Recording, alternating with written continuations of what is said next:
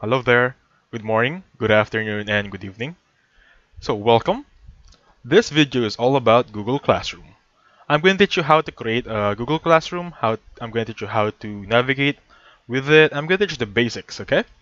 And then we're going to get into the specifics on a later video. However, you can just start with this and then work your way through to explore it, okay? So before we get started, I'm going to ask you kindly to open a notepad on your PC, as the one I have right now on my screen. You can also get a piece of paper, a pen or pencil will work perfectly fine. Even your phone, you can just record this all throughout. Anyway, once you have your notepad open, please open a browser. I'm using Microsoft Edge now. If you want Google Chrome, that's perfectly fine. If I think Mozilla's not there anymore, but if it's still there, you use it, it's perfectly fine. Even Safari, Bing, Opera Mini, I really don't have a problem with that as long as you have access to the internet, okay? So again, before we get started, I'm gonna ask you kindly to have a Google account. That's the very first important thing to secure a Google account.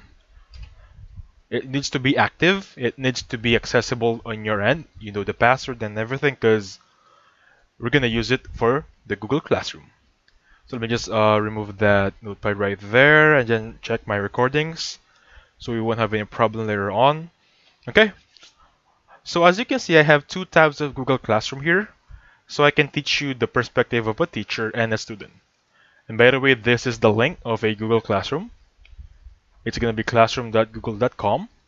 And as you can see, I already have a class right here, Science 101. Let me just try and delete that for you so you can know how to fix this on how to start all over again. So as you can see, I unenrolled earlier. So this is my student account. This is my teacher's account. So what's the difference of those two accounts, the teacher and a student? Of course, on teacher is the one creating the accounts, the classes. For the students are the ones joining the classes. That's the two major differences. So let's try creating an account for the teacher one. Click this plus icon at the top right, click a create a class. Click that one. It's just gonna be a reminder or agree to the terms. Of course, name the class. For this one I'm gonna name it Math 10123. First section, okay, subject and room, that's perfectly up to you.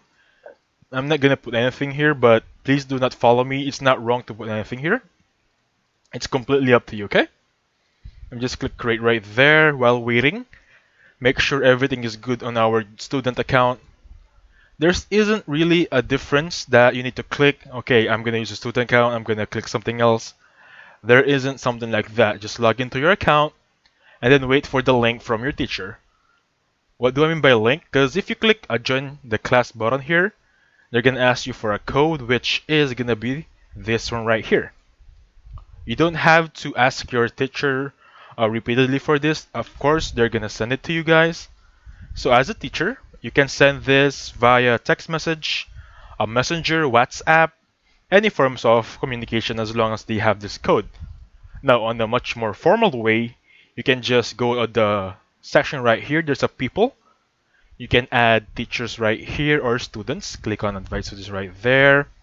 And then just type them your email. For example, I have my email right there. And then once I click on that one, it will show my email. Click that email right there and click on invite, okay? Now, it's the same thing as teachers. Type their email and then click on invite. That's the much more formal way or professional way of inviting people.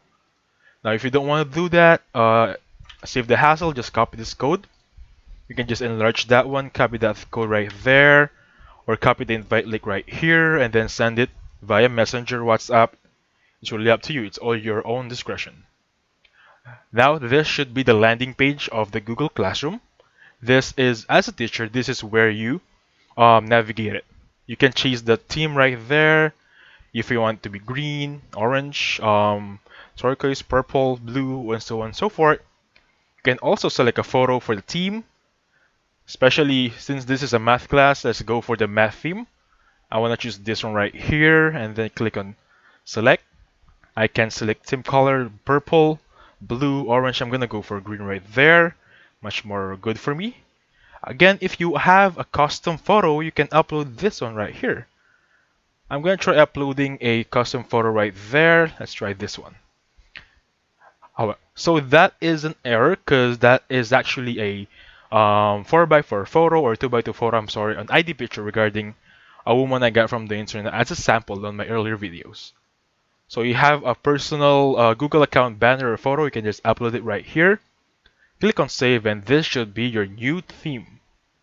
Now you can announce everything here. For example, I'm gonna say no exams for today. I'm just gonna click on post. It's basically just like Facebook, updating my post, updating my status, something like that. I can also edit right there, attach a link, attach a Google Drive, attach a photo, upload the link. You can also specify the ones you're gonna see it, all students or a specific student. Now, I'm gonna go now to the student perspective. Let's just copy this one so I can log in on this account.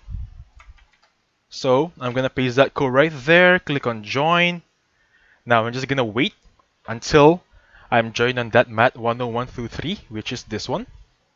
As you can see, for example, the teacher is Anthony. This is the teacher right here. The most noticeable difference about the two landing pages is for the teacher's perspective, you can see grades on the top. However, for the students, of course, they can't see their grades, right? So you can see everything here. As a teacher, you can navigate the grades. As of now, there isn't any grade because we didn't have any class yet. You can check the peoples. You can check the classwork. So let's try creating a task, assignment, a quiz, a question, or something like that. Let's try creating an assignment. So got it for the materials. Okay, this is the landing page where you create an assignment. You can either click for math or science or for both. However, let's just focus on math now. Again, if you have a specific student that you want to give an assignment to, you can click it right here, but since I only have one student, it's automatically going to all students right there. So you can also put ungraded right there, or for example, let's say I'm grading this 10 points for this assignment, and then the due date, of course, set it for example for tomorrow on my time. Topic is gonna be create a topic right there, just type it. It's gonna be Pythagorean theorem. I think the spelling is like this. Please correct me if I'm wrong. There you go, Google just corrected me. Something like that. Now, once I'm done, I can just click a tile right here. Assignment number 1. Instruction, answer this questions. Now, what are the questions I can put? I can just type in right there, example number 1. What is Pythagorean theorem? Now I can type it manually 1 to 2 or 1 to 10. It's really up to me. However, if I have a much more simpler way, I can just attach a file from Drive. If I have it on my computer, I can just upload it, a PDF of the questions, or create a Google Drive or a YouTube video regarding those tests. Simple as that. Now, for example, I'm gonna create this one now. I'm gonna click on Assign right there. As you can see earlier, you can schedule the assignment. Now, this should be the assignment for Math 10123 class. It's already been assigned. Let's check it on the student's perspective. Now, as you can see here, Stream has updated. Let's just refresh that one. And you'll see the assignment due for tomorrow. Click on that one. Open the assignment. It's the same thing. You can just upload your answers right there. Add the class comment. For example, this is really good. This is really good. Or something like that. Or if you don't want the class to see your comment, you can add a personal comment to the teacher. Hi, sir. Something like that. Now, where do we answer this one? Where can we answer the questions? Do not answer on the class comments right here. You can either send a personal message on the professor, or you can either create a file where you answered it on your own. For example, you use a Word document and then just upload that Word document on here and then click on done. Okay? Click on mark as done. Everything should be good. And then that sign right there will say handed in. Let me just zoom in right there a little bit so you can see. That means your assignment has been done and submitted.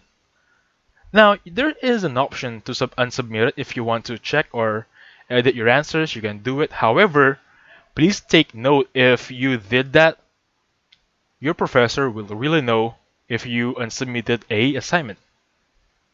Okay? Now, let's see here if how many are submitting already. For this one is already turned in. It's gonna be the one earlier. There is no score yet. And for here, you can just grade it from 1 to 10. Click on that one, click on return. That means there is something wrong on the assignment. Okay? Let's just check some more. Let me just check my recording here if it's perfectly working fine. Okay? And that is basically how you use Google Classroom, how you navigate it as a teacher or as a student. So I hope you enjoyed the video. Please hit the like button and subscribe. Thank you so much for watching, guys.